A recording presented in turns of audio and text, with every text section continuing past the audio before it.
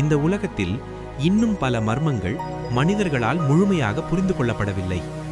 பழமையான நாகரீகங்கள், மறைந்த நகரங்கள், கடலுக்குள் இருக்கும் சிதிலங்கள், அவற்றில் மிகவும் ஆச்சரியப்பட வைக்கும் ஒன்று கடலுக்குள் மறைந்த ஒரு பிரம்மாண்டமான நகரம். அந்த நகரத்தின் பெயர் துவாரகை. இன்று குஜராத் மாநிலத்தில் இருக்கும் துவாரகை நகரம் அருகே கடலின் அடியில் ஒரு பழமையான நகரத்தின் சிதிலங்கள் இருப்பதாக ஆய்வாளர்கள் கண்டுபிடித்துள்ளனர். பலர் கூறுவது என்னவென்றால் அது வேறு எதுவும் இல்லை, பகவான் கிருஷ்ணர் வாழ்ந்த துவாரகை நகரத்தின் சிதிலங்கள். ஆனால் அது உண்மையா அல்லது ஒரு புராண கதையா? இந்த மர்மத்தின் பின்னால் இருக்கும் வரலாறு, புராணம் மற்றும் அறிவியல் ஆய்வுகள் பற்றி பார்க்கலாம். பழமையான இந்து நூல்கள், குறிப்பாக மகாபாரதம் மற்றும் பாகவத புராணம் துவாரகை நகரத்தை பற்றி விரிவாக கூறுகின்றன. அந்த கதையின்படி கிருஷ்ணர் முதலில் மதுராவில் வாழ்ந்தார். ஆனால் அப்போது ஜராசந்தன் என்ற ஒரு சக்தி வாய்ந்த அரசன் மதுராவை பலமுறை தாக்கினான். அதனால் கிருஷ்ணர் தனது மக்களை பாதுகாக்க ஒரு புதிய நகரம் அமைக்க முடிவு செய்தார். அப்போது கடலின் அருகில் ஒரு புதிய நகரம் கட்டப்பட்டது. அந்த நகரம்தான் துவாரகை. புராணங்களில் கூறப்படும் விஷயம் மிகவும் ஆச்சரியமானது. துவாரகை நகரம் கடலின் அருகில் மட்டுமில்லை, கடலின் ஒரு பகுதியில் கட்டப்பட்டது என்று கூறப்படுகிறது. கிருஷ்ணர் விஸ்வகர்மா என்ற தெய்வீக கட்டிடக் கலைஞரை அழைத்து அந்த நகரத்தை கட்ட வைத்தார். சில கதைகள் கூறுவது சமுத்திரதேவன் கிருஷ்ணருக்கு நிலம் கொடுத்தார், அதனால் அந்த நகரம் கடலின் அருகில் உருவானது. புராணங்களில் துவாரகை நகரம் மிகவும் பிரமாண்டமாக விவரிக்கப்படுகிறது. அங்கு பெரிய அரண்மனைகள், தங்கத்தால் அலங்கரிக்கப்பட்ட மாளிகைகள், அழகான வீதிகள், பெரிய கோபுரங்கள், பாதுகாப்பு சுவர்கள் இவை அனைத்தும் இருந்ததாக கூறப்படுகிறது. அந்த நகரத்தில் ஆயிரக்கணக்கான மக்கள் வாழ்ந்தனர். அது அந்த காலத்தில் இந்தியாவின் மிகவும் செழிப்பான நகரங்களில் ஒன்று என்று கூறப்படுகிறது. துவாரகையில் கிருஷ்ணர் ஒரு சிறந்த அரசராக ஆட்சி செய்தார்.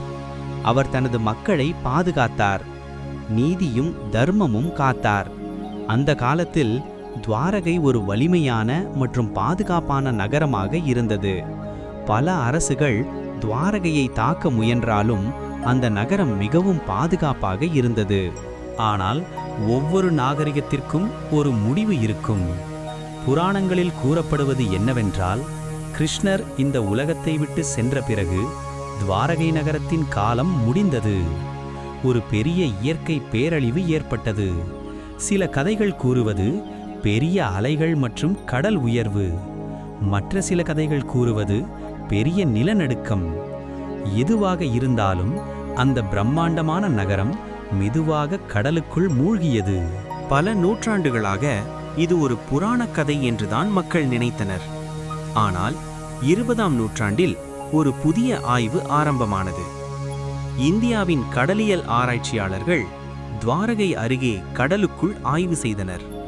1980களில் இந்தியாவின் நேஷனல் இன்ஸ்டிடியூட் ஆஃப் ஓஷனோகிராஃபி ஆய்வாளர்கள் கடலுக்குள் ஆய்வு செய்தனர். அவர்கள் கண்டுபிடித்தது மிகவும் அதிசயமானது.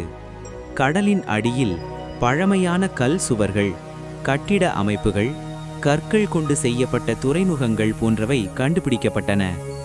இவை ஒரு பழைய நகரத்தின் சிதிலங்கள் இருக்கலாம் என்று கூறப்பட்டது. இன்றும் பல கேள்விகள் பதிலில்லாமல் இருக்கின்றன. அந்த நகரம் உண்மையில் துவாரகையா? அதை யார் கட்டினர்?